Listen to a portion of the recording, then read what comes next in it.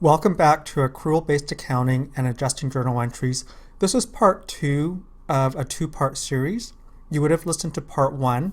In part 1, we focused on deferral adjustments. In this part, part 2, we're now going to focus on accrual adjustments.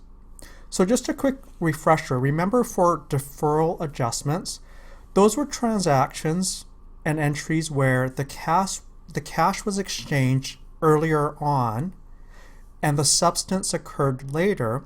So at the end of the accounting period, adjustments had to be made to record the amount of the expense that was used up or the amount of the revenue that was earned. In this lecture, we're going to focus on accrual adjustments. When we talk about accrual adjustments, it's a little bit different. With accrual adjustments, at the end of the accounting period, the substance has occurred, but the cash is exchanged later. Now this is the reverse from deferral. Deferral adjustments, the cash was exchanged first and the substance happened later. With accrual adjustments, the substance has taken place. We've incurred the expense or earned the revenue, but the cash is exchanged probably next year or at some later point in time. So examples are, we've used up some expense, so we have to record it now. We've earned some revenue, so we have to record it now. But later on, next accounting period, next year, that's when the cash is exchanged. We pay the expense that we had previously incurred, or we actually get the cash for the revenue that we had earned in the previous year. So let's look at some examples with respect to accrual adjustments. On the next slide, let's look at expenses. Let's say it's December 31st, and we've used up $500 in utilities, for example, electricity. And we're not going to get the bill from the electricity company until next year.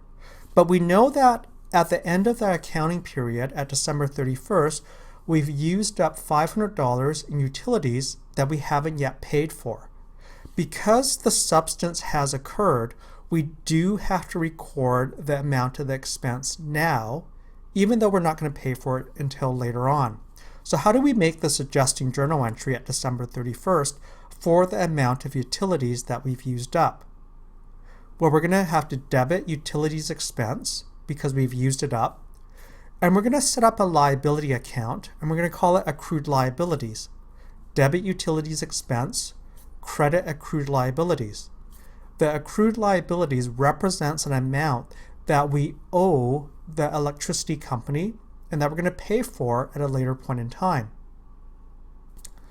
Let's move on to next year now. Let's say next year on January 20th, we receive our utility bill, and the bill is for $750, and that covers the period from December 1st of last year until January 15th of this year. If we think about this, this $750 includes an amount from last year and an amount for this year. Remember, last year we used up $500 of utilities that we hadn't paid for. So of this $750, we know that $500 relates to last year and $250 relates to this year. So even though we're going to pay it this year, 500 of it relates to what we set up last year in terms of the accrued liabilities, and only the remaining 250 relates to the current year's utilities expense. So how are we going to record this journal entry when we make this payment of $750? Well, 500 reduces the accrued liabilities that we set up last year. 250 relates to utilities expense for the current year. And since we're paying out cash of $750, we're going to credit cash for $750.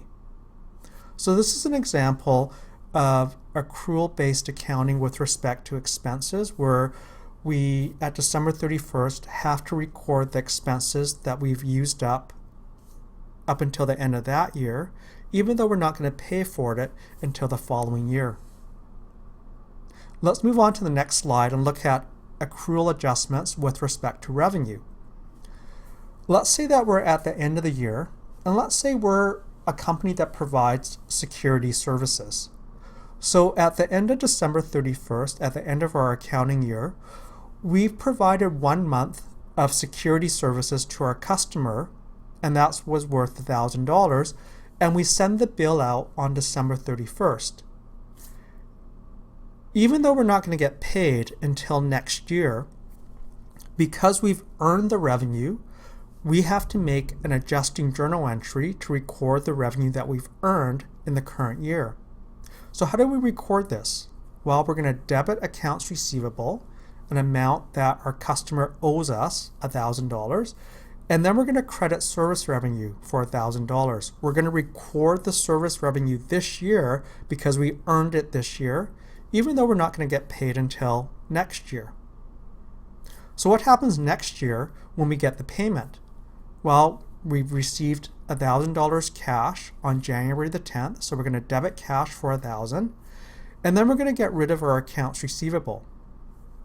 Our customer no longer owes us the $1,000, so we're going to credit accounts receivable for $1,000.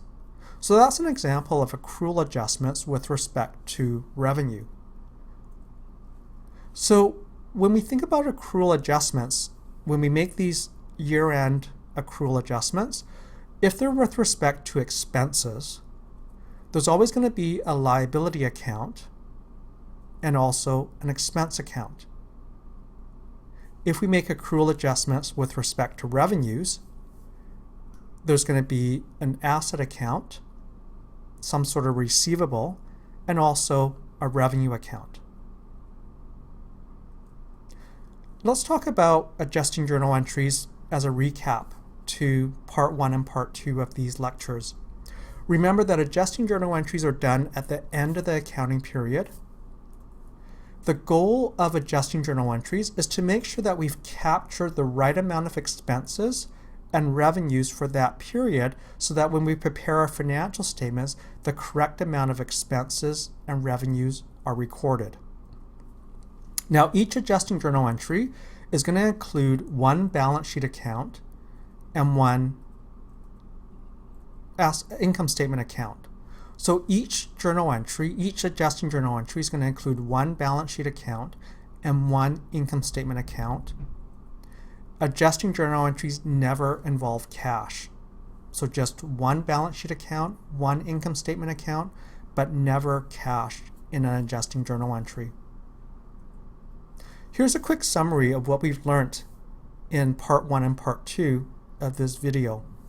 Deferrals is where cash is exchanged first and the substance happens later. So when we talk about deferred revenue, revenue is recognized after the cash is received. When we talk about deferred expenses, the expense is recognized after the cash is paid. And remember when we talked about deferrals, we would have to set up, for example, for deferred expenses, when the cash has been exchanged, we set up that prepaid expense account, and then only later on do we actually recognize the expense. Let's look at accruals. When we talk about accruals, the substance happens first and the cash is exchanged later. So when we talk about accrued revenues is recognized before the cash is received. And when we talk about accrued expenses, the expense is recognized before the cash is paid.